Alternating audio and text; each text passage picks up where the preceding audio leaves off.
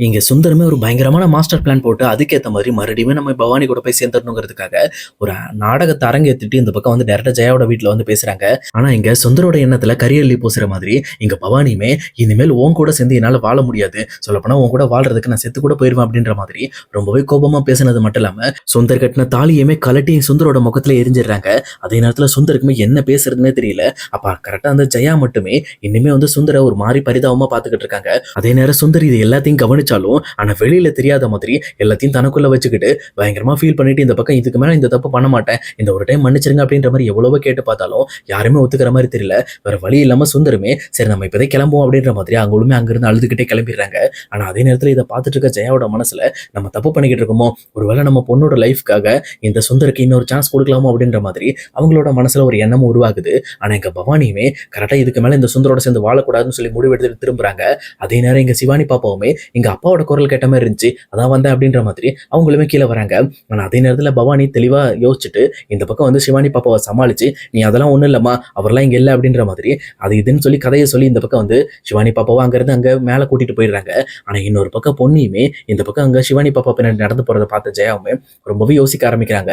எனக்கு என்னமோ இந்த பொன்னி தான் மறுபடியும் என் பொண்ணோட வாழ்க்கையை கெடுக்கிறதுக்காக இதெல்லாம் பண்ணிட்டு இருக்கான்னு நினைக்கிறேன். முதல்ல அவட்ட போய் நம்ம பேசணும் அப்படின்ற மாதிரி இந்த பக்கம் டைரக்டா பொன்னியோட கூட சேர்க்க போறாங்க ஜெயா. அங்க போனது மட்டும் இல்லாம எங்க பொண்ணுகிட்ட, பொன்னி முதல்ல நீ வெளியில வா அப்படின்ற மாதிரி கூப்பிடுறாங்க. அப்ப பொன்னியுமே சொல்லுங்க அத்தை, என்ன விஷயம் அப்படின்னு சொல்லி கேட்கறாங்க.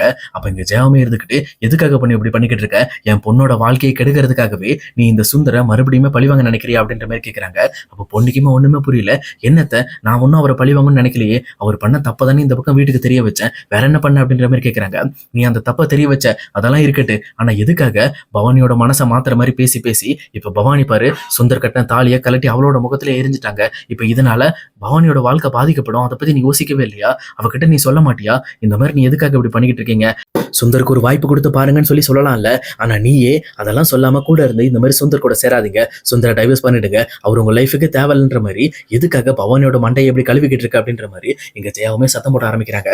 இன்னொரு பக்கம் பொன்னியுமே, இங்க பாருங்க அத்தை, நான் அப்படி பண்ணணும்லாம் நினைக்கவே இல்லை, உண்மையாலுமே இது எல்லாமே பவானி அக்காவோட முடிவு தான், நான் அவங்க கிட்ட இதை பத்தி யோசிச்சு தான் முடிவெடுங்கன்னு சொன்னேன், ஆனா அவங்க ரொம்பவே யோசிச்சு பார்த்துட்டு இனிமேல் சுந்தர் அவங்க வாழ்க்கைக்கே வேணான்ற மாதிரி ஒரு பயங்கரமான முடிவு எடுத்திருக்காங்க, இதுக்கு எனக்கு எந்த சம்மந்தமும் இல்லை அப்படின்ற மாதிரி எங்க பொண்ணு எவ்வளவோ சொல்லி பார்க்கறாங்க. ஆனா இன்னொரு பக்கம் ஜெயா இதை கேட்கற மாதிரி இல்ல. இந்த மாதிரி வந்து பவானி என்ன முடிவெடுத்து அதனால அவளுக்கு எந்த பிரச்சனை வந்தாலும் காரணம் நீதான் எங்க குடும்பத்தை கெடுக்கிறதுக்காகவே இதை பண்ற அப்படின்ற மாதிரி மறுபடியுமே முட்டாள்தனமா இந்த பக்கம் பொண்ணியை பார்த்து திட்ட ஆரம்பிக்கிறாங்க. இதை பார்த்துட்டு இருக்க பொண்ணுக்கு ரொம்பவே கோபம் வந்துருது. உடனே ஜெயாவை பார்த்து, முதல்ல நிறுத்துங்க, நானே இன்னும் 2 மாசத்துல உங்க வீட்டை விட்டு போறேன், அப்புறம் எதுக்காக உங்க குடும்பத்தை நாங்க கெடுக்கணும், அது மட்டும் இல்லாம எனக்கு அப்படி ஒரு அவசியமே கிடையாது, இந்த விஷயத்த சுந்தரி என் மேல தப்பு சொன்னாரு, அதே நேரம் சுந்தரி தப்பானவர் அப்படிங்கறத நிரூபிக்கிறதுக்கு தான் இந்த வீட்டுல இது எல்லாத்தையும் போட்டு உடைச்சேன், அதே நேரத்துல இப்பவும் சொல்றேன், பவானி அக்கா தான் அந்த முடிவு எடுத்திருக்காங்க, நான் அந்த முடிவு எடுக்கவே இல்லை, எனக்கும் அந்த முடிவுக்கு சம்மந்தம் கிடையாது, அவங்களுக்கு சுந்தர் லைஃபுக்கு வேணாம் அப்படின்னு தோணுச்சுன்னா அது அவங்களோட முடிவு, அதுல நீங்களும் தலையிடாதீங்க அப்படின்ற மாதிரி பொண்ணுமே ரொம்ப கட்டன் ரேட்டா பேசிட்டு அங்கிருந்து அவங்களோட குடிசைக்குள்ள போயிடுறாங்க. இன்னொரு பக்கம் எங்க ஜெயாவுமே ரொம்பவே சோகத்தோட இந்த மாதிரி பவானி இப்படி பண்ணிட்டாலே அப்படின்னு சொல்லி ரொம்பவே சேட் ஆயிட்டு இருக்காங்க. அதே நேரம் அதை பார்த்துட்டு இங்க பிரீத்தி வெண்ணிலா வந்து இங்க எப்பவும் போல இங்க ஜெயாவோட கதையில பொன்னியை பத்தி ஊத ஆரம்பிக்கிறாங்க. இங்க பாருங்க அத்தை, நீங்க அவகிட்ட போய் என்ன பேசினாலும் அது வேஸ்ட் தான், அவ எப்பவுமே எல்லாத்தையும் கெடுக்கிறதுக்காக தான் பண்ணுவா, ஆனா கடைசியில ஒரு நல்ல பேர் வர மாதிரி ஏதோ ஒரு விஷயத்த பண்ணி தப்பிச்சுட்டு போயிடுவா, இப்பவும் அதை தான் பண்ணியிருக்கா, பவானி அக்காவோட வாழ்க்கையை கெடுக்கிறது அவளோட எண்ணமே தவிர பவானி அக்காவோட வாழ்க்கையை காப்பாத்துறதுக்காக அவ எதுவுமே பண்ணல அப்படின்ற மாதிரி இங்க எல்லாருமே இங்க ஜெயாவோட மண்டையை கழுவ ஆரம்பிக்கிறாங்க. அதுக்கு இது மாதிரி ஜெயாவுமே ரொம்பவே மனமாற்றம் அடைகிறாங்க. உண்மையை சொல்ல போனா என்னோட பொண்ணோட வாழ்க்கையில நான் தான் முடிவெடுக்கணும், எப்படியாவது சுந்தர மறுபடியுமே இங்க பவானியோட வாழ்க்கையில கொண்டு வந்து சேர்க்கணும், ஏன்னா இதுக்கு மேல அவரு இந்த தப்பை பண்ண மாட்டாருன்னு எனக்கு நம்பிக்கை இருக்கு அப்படின்ற மாதிரி இங்க ஜெயாவுமே ஒரு முழுமையா நம்பிக்கிட்டு இருக்காங்க சுந்தர.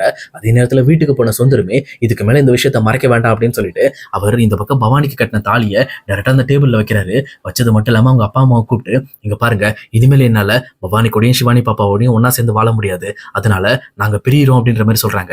அதே நேரத்தில் அவங்க அப்பா வந்து வாய் எடுத்து கேள்வி கேட்க வரும்போது, இங்க பாருங்கப்பா, நாங்க எதுக்காக பிரிஞ்சோம் அப்படின்ற விஷயத்த நீங்க என்கிட்ட கேட்கவே கூடாது, அப்படி நீங்க கேட்டீங்க அப்படின்னா கண்டிப்பா நான் எனக்கே ஏதோ ஒன்று பண்ணிக்குவேன், சொல்லப்போனா நான் ரொம்பவே மன நொந்து போயிட்டு இருக்கேன், தயவு செஞ்சு அந்த விஷயத்தை பத்தி யாரும் என்கிட்ட கேட்காதீங்க, அதே நேரம் ஜெயாவோட வீட்டுல போய் இந்த விஷயத்தை பத்தி விசாரிக்க கூடாது அப்படின்ற மாதிரி சொல்லிட்டு சுந்தரமே அந்த தாலியை அந்த டேபிள்ல தூக்கி போட்டு அவரோட ரூமுக்கு போயிடுறாரு. ஆனா இன்னொரு பக்கம் இங்க சுந்தரோட அம்மா அப்பாவுமே, என்னாச்சு நம்ம பையனுக்கு, அவன் வேற இந்த விஷயத்தை வேற யார்ட்டையும் கேட்க கூடாதுன்றான், நம்ம பேசாம இங்க சக்திகிட்ட பேசி பார்க்கலாமா அப்படின்ற மாதிரி யோசிக்கிறாங்க. பட் இருந்தாலும் இங்க சுந்தரோட அம்மாவுமே, இல்லைங்க வேண்டாம், கொஞ்சம் அவனோட போக்கிலே விடுங்க, நீங்க அவசரப்பட்டு எதுவும் கேட்டுட்டு இருக்காதீங்க, வேற ஏதாவது பிரச்சனை ஆயிடுச்சுன்னா நம்மளுக்கு இருக்கிறதே ஒரே பையன், அவன் ஏதோ பண்ணிக்கிட்டானா அப்புறம் நம்ம என்ன பண்ண முடியும் அப்படின்ற மாதிரி அவங்களுமே இங்க சுந்தர் நினைச்சு கவலைப்பட ஆரம்பிக்கிறாங்க. ஆனா அதே நேரத்துல இன்னொரு பக்கம் ஜெயாவுமே எப்படியாவது இங்க தாஸ்க்கு கொடுக்க வேண்டிய பணத்தை கொடுத்துட்டேன்னா இந்த பிரச்சனை எல்லாம் முடிஞ்சு போயிரும்னு நினைச்சிட்டு முட்டாள்தனமா 5 லட்சம் ரூபாய் பணத்தை எடுத்துக்கிட்டு அவங்களுமே இங்க தாசை பாக்குறதுக்காக கிளம்புறாங்க. ஆனா இன்னொரு சைடு வீட்டுல இருக்க சுந்தருக்குமே இங்க ஜெயாவோட முகத்துல ஏதோ ஒரு வெளிச்சம் தெரிஞ்சது. அப்பனா அவங்க கண்டிப்பா இனிமே என்ன நம்பிட்டு இருக்காங்க. கொஞ்சம் கொஞ்சமா அவங்களோட மனசுல இடம் பிடிச்சோம் அப்படின்னா நம்ம மறுபடியுமே பவானியோட வாழ்க்கையில போய் சேர்றதுக்கு வாய்ப்பு இருக்கு. அதனால நம்ம கண்டிப்பா அதையே தான் பயன்படுத்திக்கணும்னு சொல்லிட்டு இங்க சுந்தருமே டைரக்டா ஜெயாக்கு கால் பண்ண ட்ரை பண்றாங்க. அப்போ ஃபர்ஸ்ட் 2 டைம் வந்து ஜெயாவே அந்த காலை பார்த்துட்டு இவர் எதுக்கு எனக்கு கால் பண்றாரு அப்படின்னு சொல்லிட்டு அந்த காலை கட் பண்ணி விட்டுட்டு இருக்காங்க.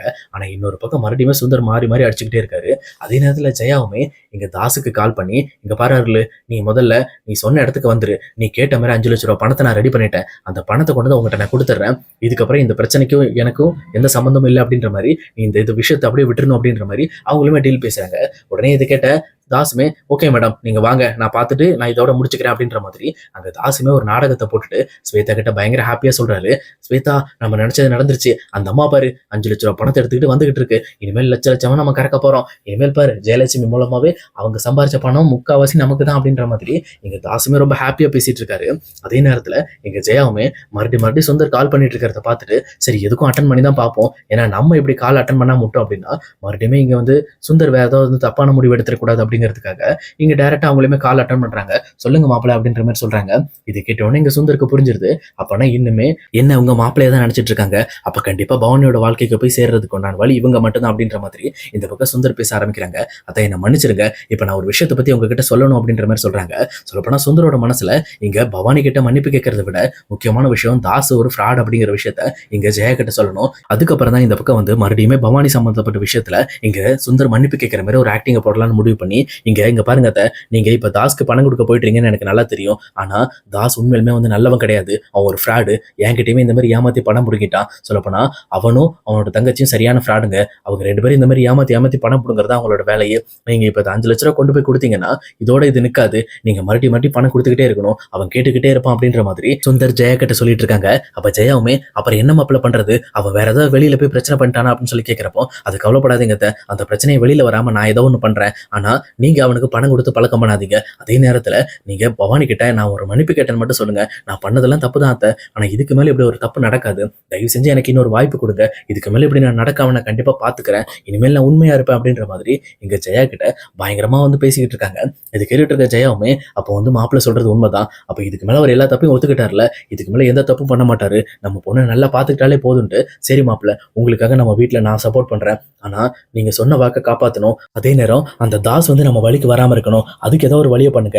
அதுக்கப்புறம் நீ உங்களை எப்படியாவது நான் பவானி கூட சேர்த்து வைக்கிறதுக்குண்டான வேலைகளை நான் பாக்குறேன் அப்படின்ற மாதிரி இந்த பக்கம் ஜெயாவுமே மறுபடியுமே சுந்தர தன்னோட வீட்டுக்குள்ள எடுத்துக்கிறதுக்கு முழுமையா தயாராயிட்டாங்க. ஆனா இன்னொரு பக்கம் இது எதுவுமே தெரியாத தாசுமே ஆஹா தங்க முட்டை போடுற வாத்து கிடைச்சிருச்சு, இதுக்கு மேல எந்த பிரச்சனையும் இல்லை, இந்த அம்மாவை வச்சு நம்ம லட்ச லட்சமா பணம் சம்பாதிக்கலாம் அப்படின்ற மாதிரி அவங்களே ஒரு மனக்கோட்டை கட்டிக்கிட்டு இருக்காரு.